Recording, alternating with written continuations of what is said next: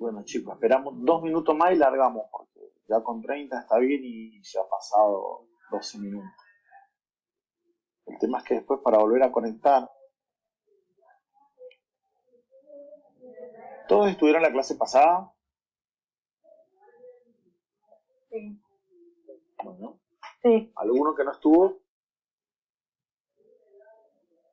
Yo no me pude conectar la clase pasada, pero un compañero me pasó los apuntes, así que los estuve viendo. Ok. Bien. ¿Pero no te pudiste conectar o no te podías enganchar? No me conecté porque tuve un problema con el internet. Ah, ok. Perfecto. No sé, no me acuerdo ahora quién fue el que me estuvo escribiendo al WhatsApp para mostrándome los libros que estaba consiguiendo de Tamame. No recuerdo ahora el nombre. ¿Está ahora en la sala, en la clase?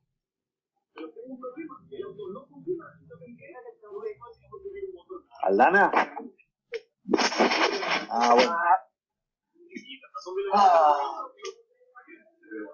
Ese es el nombre. Si bien puede ser que ese sea más nuevo, pero ese es el nombre, el de estructura.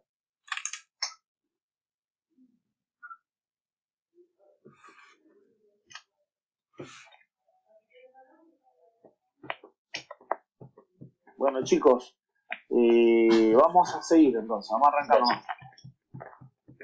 Bueno, habíamos quedado un poquito en lo que es la historia y los antecedentes de la Unión Europea.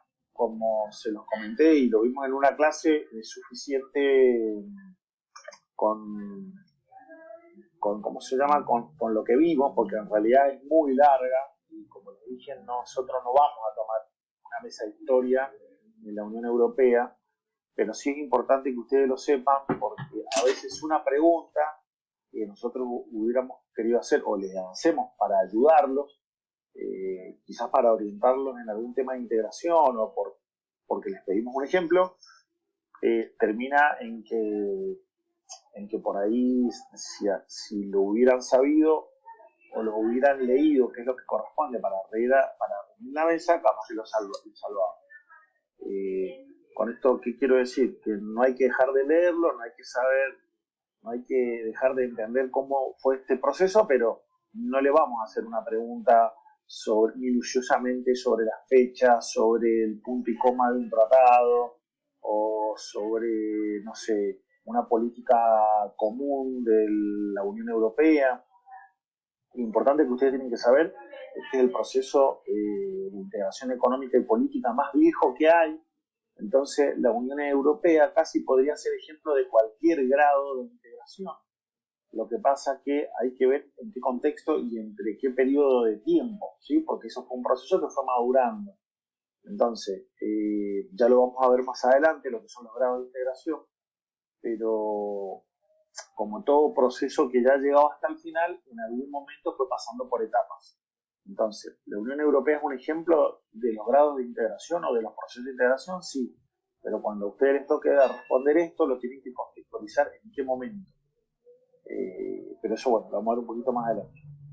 Bueno, dicho esto, lo que nosotros pasamos, hay un tema que lo quiero repasar, pero por lo menos mencionar.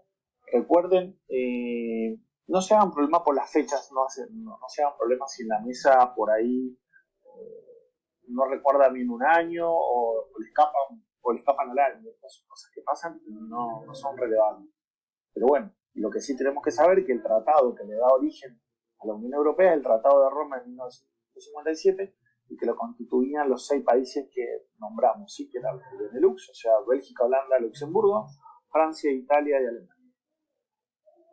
Y lo otro importante, que por lo menos para reforzarlo verbalmente, era que el Tratado de Maastricht de 1993 era para poner coto a los ingresos, o mejor dicho, condiciones para los ingresos que tenían que ver, o sea, ingresos de países nuevos que querían asociarse, y que si bien era un sinnúmero de variables macroeconómicas, las que pedimos en mesa eran las dos más importantes, ¿sí? Que era, recuerden, no tener más del 3% de gasto público, que el gasto público no sea mayor al 3% del PBI y que la inflación de ese país que quería ingresar no superara más del 1,5 más de la menor inflación del bloque. ¿Eso quedó claro, chicos? ¿Se acuerdan que puse un ejemplo? Si en ese momento la menor inflación del bloque era de uno de sus países que medía el 5%, entonces ese país que quería ingresar no podía tener más del 6,5, o sea, 5 más el 1,5. Si ese país tenía el 7%, no podía ingresar, tenía que ajustar o proponerse, o sea, candidatearse para el año que viene o para lo que fuera, tenía que estar dentro. Si la inflación menor del país miembro del bloque hubiera sido 3, quiere decir que la inflación del que se proponía no podría haber sido superior al 4,5. ¿Eso quedó claro, chicos? Sí. Sí, profe. Bueno, sí. Parece, son medios trabalenguas y por ahí en la mesa la verdad no lo recuerdan, pero son cosas simples y es una pena que por estas cosas por ahí tropiecen. Después de la Unión Europea, o cuando se comienza a juntar, a tener esta alianza, como yo les dije, para un poco defenderse de la bipolaridad que era, por un lado, Estados Unidos, que le había prestado la plata, y por el otro lado, el otro gran poder, que es la Unión Soviética, inicia la Unión Europea, que se inicia como la Comunidad Económica Europea. Bueno, ¿qué es lo que hace el mundo? El mundo empieza a calcar lo mismo, empieza a decir, che, mirá, se están juntando por todos lados, lo que nosotros tenemos que empezar a hacer es también juntarlo entre los vecinos, porque parece que este va a ser el nuevo orden mundial, o sea, o cómo se viene el mundo, lo decían en esos momentos, alrededor del 57, 58 o 1960. Bueno, entonces, ¿qué es lo que pasa por las Américas? En las Américas, o en el continente americano, pasa un proceso muy similar, sobre todo latinoamericano, y justamente como consecuencia de que los europeos se estaban juntando. Y esto en realidad no era porque nosotros los queríamos copiar, sino porque de alguna manera era necesario. Muchos países latinoamericanos que vendían Europa de repente ahora se encontraban con dificultades para poder entrar en términos de comercio exterior, siempre hablo, ¿no?, de poder venderles. ¿Por qué? Porque, bueno, a ver, los países miembros de la Unión Europea se habían abroquelado, habían puesto prioridades, habían dicho, bueno, está bien, ahora vamos a hacer un territorio más fuerte porque nos vamos a defender, eso significa defender nuestra industria, nuestros productores, entonces tenemos que darle prioridad a nuestros productores. Por decir un ejemplo, si nosotros teníamos muchos productores de tomate, no íbamos a permitir el ingreso de tomates hasta que se garantizara la colocación de nuestros propios productores, y si faltaba una cuota, si faltaba tomate en el mercado, se te iba a permitir a lo mejor alguna cuota de comercio. Entonces, bueno, empiezan a manejarse muchos países europeos bajo estas normas, o sea, o bajo estas políticas, y entonces los países latinoamericanos dicen, bueno, me parece que nosotros vamos a tener que hacer más o menos lo mismo para poder hacer una contrafuerza y poder, no es lo mismo negociar uno solo que negociar todos juntos. Entonces, en el mismo sentido, en 1960 se juntan en Montevideo y se denomina el Tratado de Montevideo de 1960 y nace la LAL, la Asociación Latinoamericana de Libre Comercio, que en realidad iba desde México hasta la Argentina, así toda Latinoamérica. Entonces dicen, bueno, empecémonos a juntar nosotros y vemos qué pasa.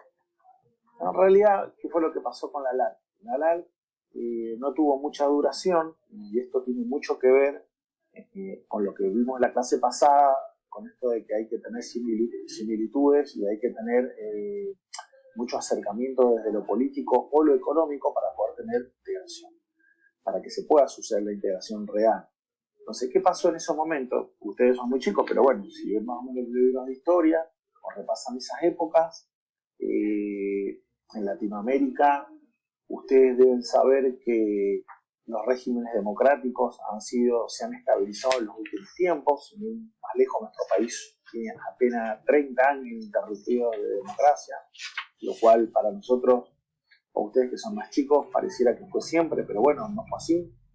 Y eso ha sido mucha pérdida de tiempo. Bueno, y nosotros hemos sido uno de los primeros que empezaron con la democracia. si nos vamos a esos tiempos, las democracias eran muy alternativas, o sea, a veces habían algunos gobiernos y las pocas democracias que habían eran muy débiles, pero la verdad que todo el continente latinoamericano estuvo signado por las dictaduras, ¿sí? Como las famosas dictaduras de Brasil, como la famosa dictadura de Chile, de Pinochet, bueno, la última nuestra de la Junta Militar, y así casi la mayoría de los países latinoamericanos iban y venían permanentemente con pequeños procesos democráticos muy débiles y después periodos largos de dictadura. Si nosotros hacemos este análisis así tan cortito como se está haciendo ahora y hacemos el paralelo con los conceptos de integración, ya sea política económica, podríamos visualizar, ustedes que por ejemplo no han tenido esa experiencia o que a lo mejor no necesariamente han tenido que leer mucho de la historia en ese aspecto, pero podríamos todo deducir y que iba a ser difícil tener un proceso de integración cuando nosotros teníamos muchas divergencias y muchas diferencias entre nosotros mismos. ¿Esto qué quiere decir? Que a lo mejor, como les dije, habían por momentos democracias débiles, pero bueno, entonces, como una democracia, por decir cualquier cosa, en Argentina iba, y si Brasil tenía una dictadura, y Chile tenía una dictadura, y Bolivia tenía una dictadura, y Perú tenía una pequeña democracia, o sea, también débil, y así todos los países de Latinoamérica estaban en ese, dijéramos, collage de situaciones. Era muy difícil que realmente un proceso asociativo tuviera buen éxito o buen final, porque, vuelvo a repetir, estábamos hablando de similitudes y esto lo que realmente tenía eran anomalías y asimetrías de posiciones que no tenían nada que ver una con las otras. Entonces, era muy poco probable. No obstante, lo mismo se probó para ver casi por inercia, como diciendo, bueno, si los otros se asociaron, nosotros empezamos a asociar, básicamente fue eso. Y les repito, entonces en el Tratado de Montevideo de 1960 se funda la Asociación Latinoamericana de Comercio. Esto, ¿qué sucedió? Dijeron, bueno, miren, nosotros tenemos, ahora les voy a contar un poquito de qué trata, también a modo de resumen. Todos los países latinoamericanos se juntaron y dijeron, che, hagamos una cosa, en vez de ponernos a pensar en cómo nos vamos a integrar, porque somos un montón de países y somos un territorio, o sea, físico muy grande, hagamos una cosa, juntemos todos los tratados que teníamos entre todos. Entonces, nosotros en Argentina teníamos tratados con Chile, teníamos tratados con Brasil, teníamos tratados, o sea, bilaterales nada más, pero como para darle contenido, todos los países juntaron todos los tratados que tenían entre todos, los latinoamericanos, y los ponen como dijéramos dentro de una bolsa y dicen, bueno, mira, esto es la Asociación Latinoamericana de Libre Comercio. Y ponen como medida que a medida que iban pasando los años, íbamos a ir tratando acuerdos comerciales más amplios. Y esto ahora les pongo un ejemplo para que realmente lo puedan comprender lo que acabo de decir. Por ejemplo, si nosotros teníamos un tratado con Brasil, por decir cualquier cosa, un tratado de indumentaria masculina, por decirlo. Y en ese tratado, cuando hay un acuerdo comercial, ¿qué significa un acuerdo comercial? Y significa que estamos haciendo un acuerdo para que yo con esa contraparte le voy a dar beneficios que no tiene el resto del mundo con los cuales yo negocio. Entonces, bueno, si Argentina le cobraba, por decir, a la indumentaria masculina el 10% de derecho de importación para ingresar, ese tratado con Brasil decía que a los que fueran originarios de Brasil, en vez de cobrar el 10, íbamos a cobrar el 100. Entonces, bueno, eso es un acuerdo bilateral donde a Brasil le estamos dando un beneficio. Bueno, ¿en qué consistía la ley? De que ese beneficio que yo le había dado a Brasil se lo tenía que dar al resto. ¿Sí? Y así simultáneamente. Y si pues Perú le había dado un beneficio a Colombia que estaba por sobre el argentino, entonces nos tenía que trasladar ese beneficio también a los argentinos para que nosotros tuviéramos la misma oportunidad que los colombianos. Entonces lo que se hace es eso, poner en una mesa todos los acuerdos que teníamos y hacérselos extensivos al resto de los países. ¿Se entiende hasta ahí? Chicos, ¿alguna duda? ¿Alguno que se le complique? ¿Se entiende hasta ahí? No, sí, profe, se entiende. Bueno, entonces, dicen, perfecto, pero esto